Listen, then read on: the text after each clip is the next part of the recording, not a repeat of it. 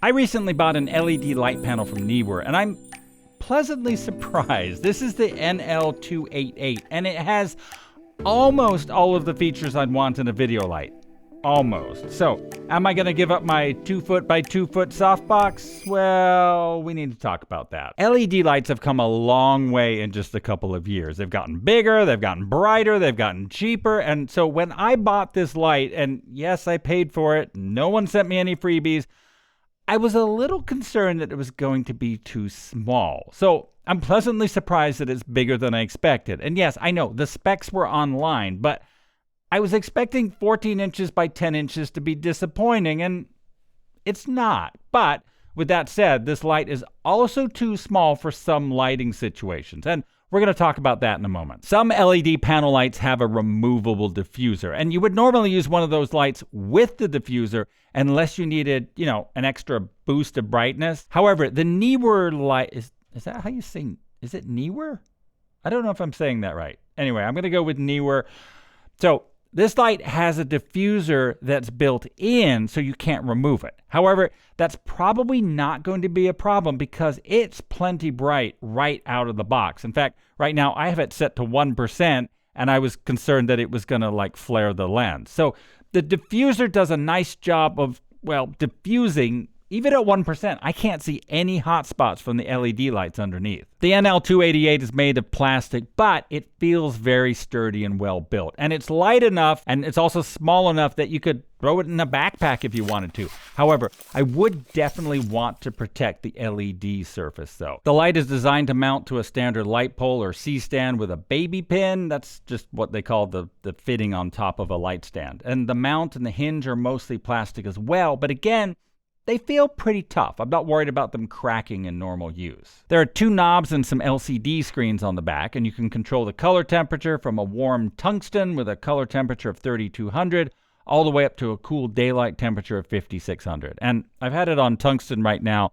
I'm going to switch it to daylight.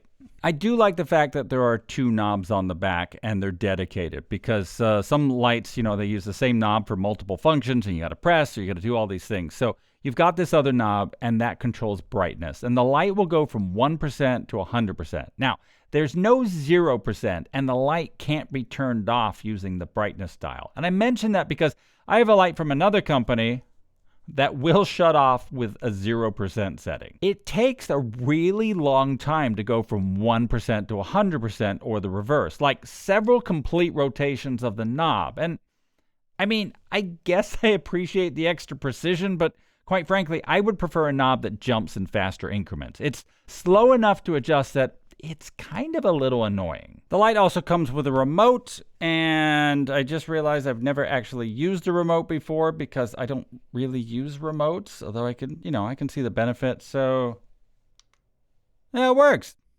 Okay, so you have 2 ways to power this light. Now, Neewer includes an AC power converter, and you also have the option to use either 1 or 2 NP-style batteries. Now, the batteries aren't included, of course, and they do significantly increase the weight of the light. But hey, then you can take it anywhere. When it comes to power, the power switch is a little odd. It has 3 positions. It's got off in the middle, and then it has 2 on positions. One lets you turn on the batteries, and the other, the AC power. And I find this a little weird, and I wonder if they were just being lazy or saving money.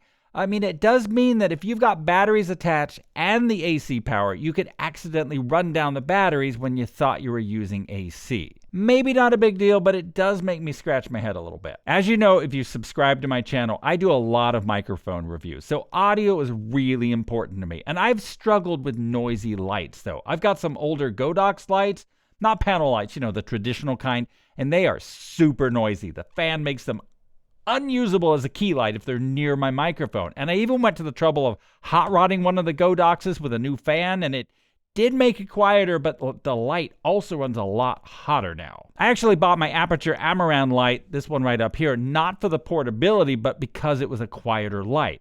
It's not completely silent, but it's as quiet as my modified Godox without the possibility of overheating, and I don't usually hear fan noise in my audio track now. The Neewer panel, though, is completely silent. No fans, just passive cooling vents. So you can use this as close to your microphone as you want, and you won't hear any noise. I would have no problem using this as a main light, at least from a noise standpoint. All right, when you first get this light, you have a little assembly to do. You have to fasten the hinge to the light, and then you have to insert this thumb screw that's going to hold your light pole.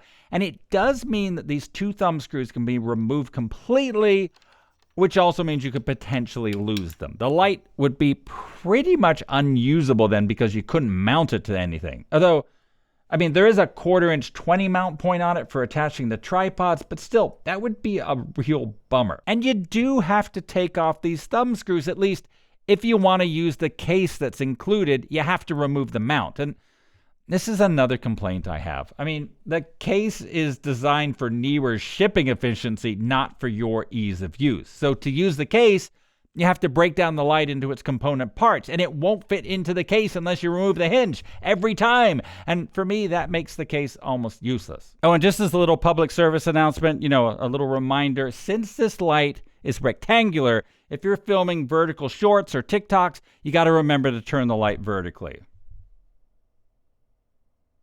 Now, the light's a pretty good deal. Last time I checked, these lights go for under $100 each. But, I mean, you know, prices change a lot, and you should double check and make sure. So, why don't you use the affiliate link I included in the video notes? Okay, so am I going to ditch my 2x2 softbox and use this light instead? That's where it gets a little complicated. You see, these lighting companies, they want you to think that a 14-inch light panel is a soft light, suitable for portraits and live streams and things like that. But is this light a soft light? Well, we tend to think of big lights as being soft lights and small lights being hard lights, but it's not that simple. Think about it. What's the biggest light in the solar system?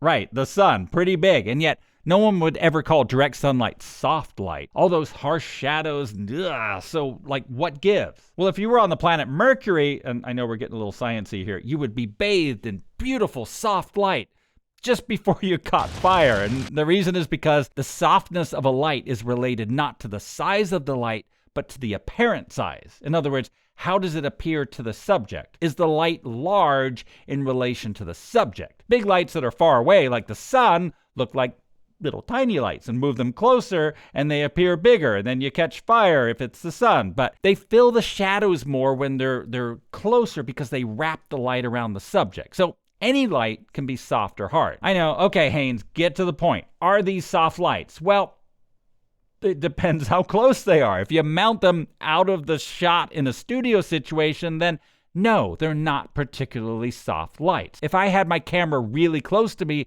and positioned these lights a couple of feet away, then yes, they're softer, but that's probably not how most people will use these. So I'm not going to swap my 2x2 softbox out for the NL288. I need to put my key light relatively far away from me to keep it out of the shot. You can't see it, right? And so then the light isn't so soft. But you know what? I'm still keeping the light. For me, the best use of this is not for like a big, soft studio light. This light makes a really good portable light, and I would be happy to take this outdoors at night because it's so lightweight and easy to set up, and it's also really bright. So for a portable light, I don't particularly care how soft the light is. It's sort of soft, and that's good enough.